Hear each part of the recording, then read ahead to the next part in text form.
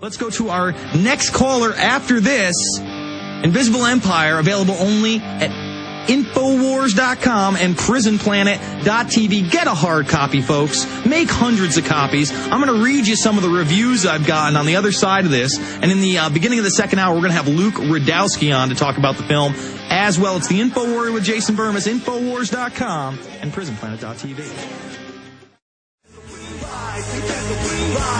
If you believe in redemption, I'm coming to you from another dimension. If you believe in redemption, I'm coming to you from another dimension. We are back. It's the InfoWarrior with Jason Bermas, and that is the Flowbots. They've actually got a new album on the horizon right now. We need to get them back on. They were on the Alex Jones Show about 2 years ago with their debut album, and they have a hot single out right now called White Flag Warrior with one of the singers from Rise Against. Now, I'm going to go to your calls in just a minute, but I want to read some of the comments out there on Invisible Empire, and we're also going to play the intro in this segment. I want people to understand that I came at this whole thing from a perspective of not knowing anything, of being awakened through 9/11 and the deceit around that event, and then going further and seeing what 9/11 was really about. And when you look at false flag terror, when you look at 9/11, when you look at the wars in Iraq and Afghanistan, it spells out New World Order in the elitists and establishment's own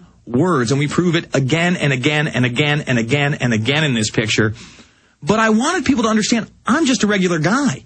I came at this as a guy that went out every weekend. All he cared about was drinking and girls and hanging out with his buddies and maybe getting into a good job after college and trying to be a graphic designer. That was it. I was absolutely absorbed by pop culture. I remember one of my favorite shows prior to 9/11 being Temptation Island. Temptation Island, folks. There might not be a bigger steaming pile of crap on television ever other than Temptation Island. But I was mesmerized by this show. And I see that now in pop culture, in mainstream America, that people are just totally and completely absorbed by American Idol and other worthless garbage. So let me read this one out. This is why I make films. Now, this is Second Sinner talking to somebody who was, one of the trolls on the boards there. Blah, blah, blah, blah. The important thing is this woke up my whole school in 2 hours yesterday. Everybody was stunned, even the teachers. Afterwards, I asked everybody, what do you think of my conspiracy theories now? All they could say was, I'm sorry that we didn't believe you. You were right all along. And you know who woke me up to this stuff? Immortal Technique and Alex Jones, like it or not. They are doing a great job, so F you and buzz off. And I could go through the rest of these, but I do want to get your comments on the film Invisible Empire, A New World Order to Find. Let's go to Mike in Texas. Mike, you're on the line. Hey, what's going on? I'm in Midland, Texas. I'm a huge fan of you guys. Invisible Empire was amazing. So was Fall of the Republic. I'm looking forward to the new one, the Police State 4. Excellent. I showed Invisible Empire to a lot of my friends. But, hey, I just wanted to call and echo some of the things an earlier caller said, and what you guys are talking about in the first hour is them linking this OKC thing with the Tea Parties. Now, Sunday in Odessa, Texas, we had our Tea Party, right, our Tea Party rally. There was maybe 250 people there. I was looking out for snipers, didn't see anything. Anyway, Sunday morning I wake up, and there's a newspaper article, right? 7 paragraphs down on the first page of the newspaper, it says that this whole thing, like the Tea Parties, are linking it to the Waco Branch Davidians and the OKC. Now, if you're familiar with Texas, you understand that Midland, Odessa comprised of maybe 200,000 people. This is like, an outpost in the middle of a desert. No one is out here. No one has heard of this place. No one comes out here. If you're walking to this place, you'd die in the desert. You know what I mean? And here they are, linking the Tea Parties out here, one single Tea Party with 200 people, maybe, on a rainy day, and they are calling us OKC bombers. Isn't that just amazing? I mean, look it up. And meanwhile, the Oklahoma City bombing is a federal government bombing. That doesn't mean the entire federal government is involved. It means that this was a bombing by within. You look at it again. The ATF running a drill. Not there. Bombs inside the buildings. McVeigh, part of a special ops squad on a military base over a year after he was supposedly discharged. A second man involved. The mayor, the governor at the time, Frank Keating, admitting there were explosive devices in the building, but they want to demonize the average Americans out there. And then to bring in Waco, Well, if you don't know about Waco, folks, I suggest you check out Waco Rules of Engagement. It was actually up for an Academy Award the year it came out, and it clearly shows federal agents gunning down women and children as they tried to escape out the back after they lit their establishment on fire. Yes, they firebombed the Branch Davidian complex. Anything to close up with, Mike? You know what? They are clearly setting us all up for this. They're creating the tea parties, co-opting the tea parties of folks like Glenn Beck, and then they turn around and spin it on the news on even these little crap towns that I live in. It's like they're getting their orders from up high to tie these into Waco, into OKC. They are definitely getting ready for something big. And if you guys don't believe me, go to Midland Reporter Telegram and look it up. It's right there on the first page. Have a good day. Thanks a lot, man. All right. Thank you so much, Mike. Let's go to Kevin in Georgia. Kevin, you're on the line. Yes, sir. Hey, Jason. How you doing? Good. I just want to say, great film, Invisible Empire. Hit me in the gut, man.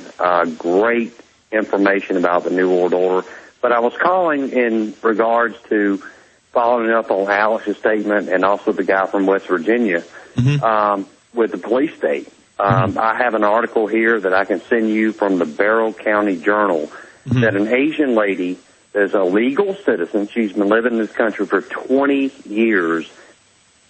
Had a knock on her door one night. She answered the door unreluctantly because she come from a communist country. She answered the door and had a gun put in her face. She was hog-tied outside of her house. And at the end of the statement in this article, a police said, well, if police report is not filed, it didn't happen. So wait, let me stop you, Kevin, because hold on, let me just stop you. Let's pull it back just for a second, because she answers the door and there's a gun pointed in her face.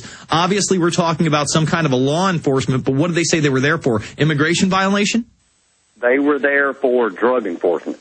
Well, they were there for drug enforcement on this woman. Meaning they were at the wrong house, which is typical here in the Atlanta area because of the murder of an elderly lady back in 2006, and they admitted now the cops are in jail. They went to the wrong house. And after the second and third just interrogation of this lady, the chief of police says, well, don't file a police report. That's a perfect example of a police state. Well, let me tell you how it really works. I'm going to give a personal story here from my childhood. I appreciate the call. When I was about 13 years old, we had moved to this upstate New York town when I was 12, so we were relatively new.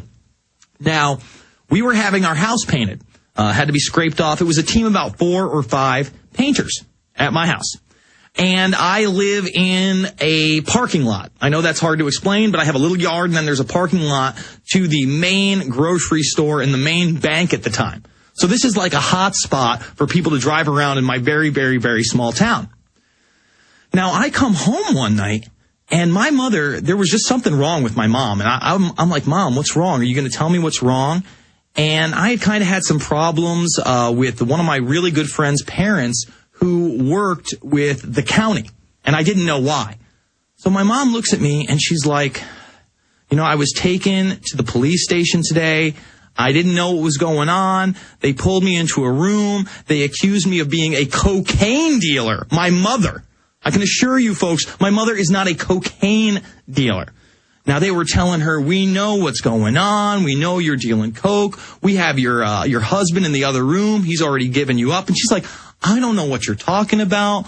Me and my husband, my stepfather at the time, aren't dealing cocaine. What are you talking about? And they interrogated my mother for 5+ hours, simply lying to her. My stepfather had not been picked up. He wasn't in the other room. He hadn't confessed to being a cocaine dealer. Because guess what? My parents weren't dealing cocaine. It turned out that some of the painters at my house were on camera dealing cocaine while they were painting my house. And that must mean that my parents were dealing cocaine out of my house to some random painters who had had prior drug convictions. That's how it works. They don't have to have any evidence whatsoever. They just come pick you up and lie to you. If you are ever put in a situation like that in the police, just shut your mouth and say, I want to see my lawyer, or I want to see the charges you're going to bring against me. Let's go to our next caller, Brian in Maine. Brian, you're on the line. Hey, Jason. Good evening. Thanks for the movie. It was incredible. Well, thank you, sir. Probably be able to wake my brother up with that thing. Excellent. What do you think the strongest part was? Well, one of the main things is that it isn't from Alex Jones's voice as much as we love him. Unfortunately, it's just weird. Unfortunately, a lot of us, I think, find ourselves associating these issues with one man, and it's really a dangerous place to be. And so you being outside of that sort of, I guess, right-leaning sensibility, regardless of your politics, your youth, and I know you're not that much younger, but anyway, it's incredibly well put together. The focus on separating those images from their background photographs is awesome. Keep that up. You're turning that Ken Burns effect on its head and making it better. Excellent. I just called about one quick issue with regard to this false flag terror threat and what Alex has been talking about. I noticed, when you have certain guests on, you have to be polite. You don't want to frighten them off and everything, but with regard to Colonel Anthony Schaefer's visit to Alex's show this week, I found it pretty interesting how Alex pressed him a bit on who Al-Qaeda was, and he really smelled nasty. He smelled like a nasty death cult operative to me. Well, let me say this about Anthony Schaefer. Let me just say this about Anthony Schaefer. Have you seen Fabled Enemies, Brian?